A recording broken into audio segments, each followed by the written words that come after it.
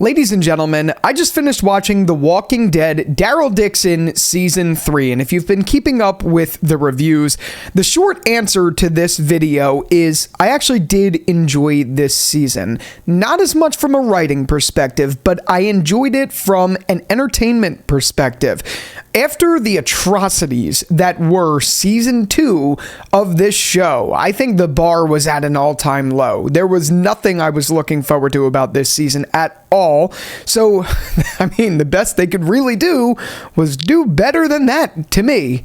And they actually did. But that doesn't exactly mean that I really thought it was like a standout season or anything like that. This season would be probably a C tier list show if I were to rate it on like a tier ranking scale of all shows that I've ever seen. It's maybe even a D tier, to be honest with you. Probably a D tier. So just because I'm saying this was a good season does not mean this show is that good overall. I think there's a reason it is being canceled. I think it's honestly well deserved, even though it's a shame for the for the actors. It's not a shame for the writers. Even though it's a shame for the actors. Like Norman Reedus does such a good job. You know how passionate he is about this franchise, how much he loves it, and how much he wants to stay dedicated to the role of Daryl Dixon. So for him as an actor, I really do feel bad because I feel like they have these writers just constantly let down their actors because they're giving them the most mediocre D tier list shit writing, and it's very unfortunate. So when I say I like this season, I want to be very clear. I don't really like the writing at all. I was entertained, and there's something in that for sure. Obviously, there is a percentage of this community that is still really into this and really enjoying it, so I gotta give credit where credit's due. And for the people that are enjoying it, I want you to know I'm not trying to shit on something you really enjoy. Even though I don't enjoy it, I just want you to know I get it. I understand. If you like this is great. I'm just not seeing the writing just pan out in a way that I think is really anything special. So, regardless of any of that, this season overall was a very drastic departure from what we got in seasons 1 and 2. After the events of Season 1 and the atrocities of Season 2, we're left with pretty much a brand new story. And going into it, like I said already, I was not at all excited for that story because they killed off the couple characters that I thoroughly enjoyed, like Isabel. I really enjoyed her. I thought she was a great addition to the Walking Dead universe. They killed her off way too quickly to bring in this whole new story. And they even got rid of Laurent, though while I did have problems with Laurent, I was kind of bummed to see him go. And then on top of that, knowing what we know now, they just completely went fuck all with Kodron. They just like let him run away in the middle of those crazy caves, and just that was it. They killed off the entire story. I mean, The Walking Dead has made this mistake time and time again, and they're still living to tell the tale somehow without being canceled, except I know the show has technically been canceled after they're not renewing after season 4. So that's what we were left with. So that gave us this story of, well, now we got to get Daryl and Carol home. So what do? The first thing they do when they introduce this story back in season 3 is they have Daryl and Carol go into, I think it was London, I'm not geographically smart, as you guys know. I didn't even know what the Louvre was, or Louvre, the triangle pyramid looking, I didn't even know what the hell that was up until you guys told me. They were somewhere. Big Ben was there. I don't know what the hell that is. Regardless, they were there. They run into like the one guy who's left, who actually looks like the guy who goes, nice. You know what I'm talking about? They run into him. He's apparently the last one in London. From what I understand, I think it's London. He's the last one there, and he just so happens to be the only one who knows how to sail. Quinky dink, nonetheless. So the whole episode is spent with them talking about hot dogs and them trying to sail. And they end up sailing with this guy, the last survivor in London. And they crash, and he dies, the sailor, and now they're stuck in Spain. That was the first episode. And when I watched that, I was like, this is going to be a fucking another horrible season of the show. But I think that's about where the true, like, atrocities ended. And then the good began, because I actually really liked Solaz Del Mar, and I really liked the story that we had there. Not as much, again, from a writing perspective, but from an entertainment value. I thought visually this may have been the best season of any of the spin-offs, and some of the best visuals that we've got out of any of The Walking Dead. Just Spain in general just makes for some gorgeous storytelling. And I think The Walking Dead has consistently, even in its darkest days, like even in season 8 of Fear the Walking Dead, which I would say is probably the worst season of television of all time, they still held up really well with the visuals. And their prowess there just keeps getting better and better. This season did not disappoint there by any means necessary. And I would also say the acting did not disappoint by any means necessary. I thought, even though I didn't like what the script gave them, Norman did a great job, Melissa McBride did a great job, and all of the supporting cast in Solaz Del Mar, they all did a really good job. I enjoyed their performances. It's just what was on the page just was very lackluster. And I think that's the worst that I could give this season, is it wasn't bad, it was just lackluster. But back to the good. Solaz Del Mar was really good, and we got the addition of a character that, for the most part, up until the last episode, I did enjoy. I liked Fede. Fede. I don't know how you say his name, whatever. Someone corrected me in the comments yesterday, saying I say it like Mayday, but it's not. I don't know. How do you pronounce Fede? Maybe you'll know. Maybe you'll be like, well, it's actually... I don't know. Whatever. I liked his addition. I actually thought, as far as storytelling goes, he was a very good addition. Something about him, it wasn't like he did much. He was pretty one note, but something about him, maybe it was his actor and the way his actor portrayed him, just really was a character that I wanted to stick with. I wanted to continue to watch and learn a little bit more about this. While I do think it's kind of annoying that the main story of this season was La Ofrenda, about how this town gives up the girls to the El Yucapapata, I don't know the name of the town that they all go to, how they give them all up. I thought that idea for The Walking Dead was lackluster, but it did make me curious about this world, and I was kind of immersed in that story of what did this group have to go through? What has been going on in this group for so long? How was Fede Wap, I don't know, running his group? I don't fucking know.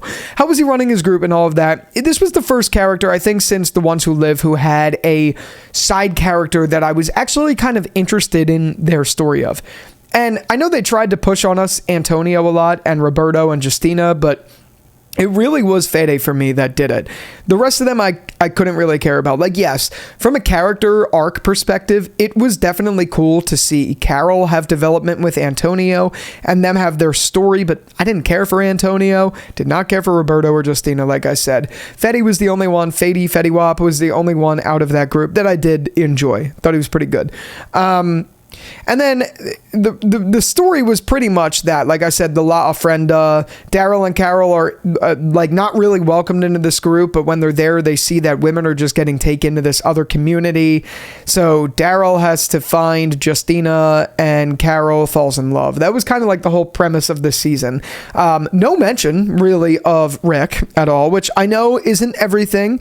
I've been getting a lot of feedback and a lot of discussions I've been on and all of that stuff. People saying it shouldn't all matter and all of that stuff, like saying Rick's name is kind of just fan service at this point. But I think, honestly, I do think that's kind of a problem with this season. It felt like filler because they're not doing anything to actually give us a returning point or anything like that. Yes, we did have Daryl talk about how much he misses Ohio.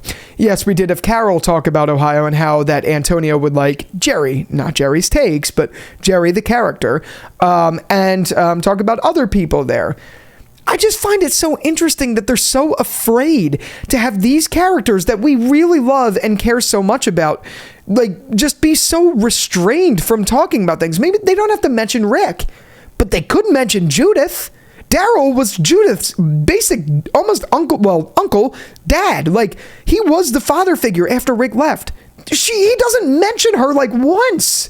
Like, he says something to Laurent, I'm pretty sure, about how he'd like some of the kids back at home and all of that. But, like, I know it doesn't matter. And I know this show has been trying to establish itself. And I understand that. Like, it's trying to do its own thing. It wants to be different. Unapologetically, it wants to be. But that doesn't mean you shouldn't just completely shun out these names like it's like saying Voldemort. This is such an important part for our characters. This was their family. This was their The whole Walking Dead is about found family. And Daryl ends up in France and doesn't fucking once mention his found family. I find that insane. Like, I don't understand the creative decision as to why they don't do that. I think my enjoyment, I know it might seem like a small reason, but I think my enjoyment for the show would be exponentially higher if our characters were talking about the people they left behind, not just like, nah, I had a vision of Merle. Like, even he doesn't even say Merle. He's like, I had a vision of me running. Like, dude, this is like fucking. We know these people. We know Carol knows these people. Why is this not being addressed? So every episode we watch and we see them beat around the bush and basically give us blue balls on the topic of that. It's fucking crazy to me that they just don't. So every time we watch an episode, I'm sitting here thinking that it's filler because it feels like filler.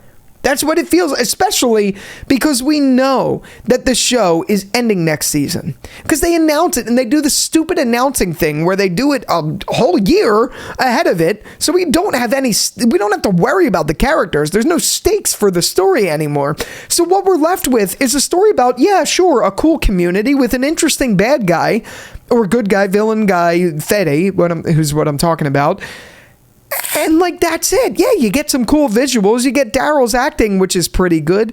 But it just, like, I feel like a lot of art lately has just felt very uninspired. I just listened to Tame Impala's Deadbeat, which is his new album. I'm a huge fan of Tame Impala, Kevin Parker. I know this might not sound like it's making sense, but after listening to that album, and then a couple months before, Mac DeMarco came out with his album Guitar. Both of them, on their first listen, I was like, this is just so uninspired. And I feel like all of the art around me feels uninspired lately. I will say Mac DeMarco's album turned around for me, and it's now one of my all-time favorite albums of his. Maybe Deadbeat will do the same for me. I only listened to it twice now. But the point I'm making is art, at least the way I've been perceiving it, maybe it's a state of my mental state. I don't know what it is. But everything that I've been listening to lately or watching has just felt dull and uninspired. Maybe it's because I'm stuck watching The Walking Dead spin-offs for one. I don't know. But that's what this season felt like to me. And I only bring up the Deadbeat and the Guitar albums because I have a similar style feeling about the way the creative direction of those projects went to this. Like, this show could be really good. It has a lot of the foundation there. It's just the writing isn't doing anything. It's like either these writers are being directed by Scott Gimple not to say these names for some reason, which doesn't make sense, or it's something else. I genuinely don't know what it is. It's just very disappointing to me. And that's the biggest setback for the season. The lackluster writing was it. The rest of it was pretty solid. I did enjoy this season, for sure. It's just, it didn't have that thing, that it factor that The Walking Dead used to have. And maybe that's what they're going for, but it's not resonating with me. That's the thing. I'm glad there's only one more season of this left because, like, not that this was bad. This was miles better than season 2. But it's just not good TV. It's just not. I wish I could come back here and say that this is good TV. If someone on the street asked me, hey, Jerry, would you recommend watching season 3 of Daryl Dixon? I would say no. I would. Even though I enjoyed it, even though I had fun with it, there is nothing there that is compelling to watch. I'm just being honest. There's nothing. If you're a die-hard fan of Carol and Daryl, like die-hard, sure, check it out, but like, you're not gaining anything from it. And yeah, I know it's an entertainment show, it's a medium, like, it's a fiction thing, blah, blah, blah. I get it. But, like, that fiction is not serving me any value. It's just not. Maybe it's me. Maybe it's me. I don't know. But this is how I feel after it. Yes, fun to watch, but very lackluster. So those are my thoughts. I'd love to hear from you. Do you feel the same way? Did you like this season? Did you hate this season? Are you somewhere in the middle? I mean, again, I did enjoy this season. It was fun to watch, but there's just so much substance behind it that is missing that it's like, ugh, this could be a banger 10 out of 10 season of the show. It's just missing that depth. And I know a lot of the reason I gave was because they're not bringing up names. I'm sorry, but I do feel like that really does matter. I don't know. But yeah, with all that out of the way, I'd love to take it down in the comments. Be sure to subscribe if you haven't already and consider becoming a channel member. We are 5 members away from us being able to do member shoutouts on the channel. I also do first draft videos. Like right now, my Wasted Potential of Nick Clark video is up there as a first draft. It's a draft that doesn't have any edits. It is just me talking to the camera. It's the pure A-roll. And now I'm currently working on the actual full public release, which involves music and edits and all of that stuff. But that's the things that members can expect. You'll have exclusive access to videos like that where you get a first draft of a video essay. So expect more of that to come. Obviously, you don't have to do that. It's totally up to you, but it's there if you want it. And with all that out of the way, thank you again so much for watching this video. I will see you next week where I do Welcome to Derry. I think it's called Welcome to Derry. I'm going to try that season out. So we'll see how that goes on the channel. You could also expect Pluribus on the channel. I 100% plan to cover that. And I got some essays right around the corner, like I said. So with all that out of the way, thank you again so much for watching this video. And until the next one, I'll talk to you later. Peace out.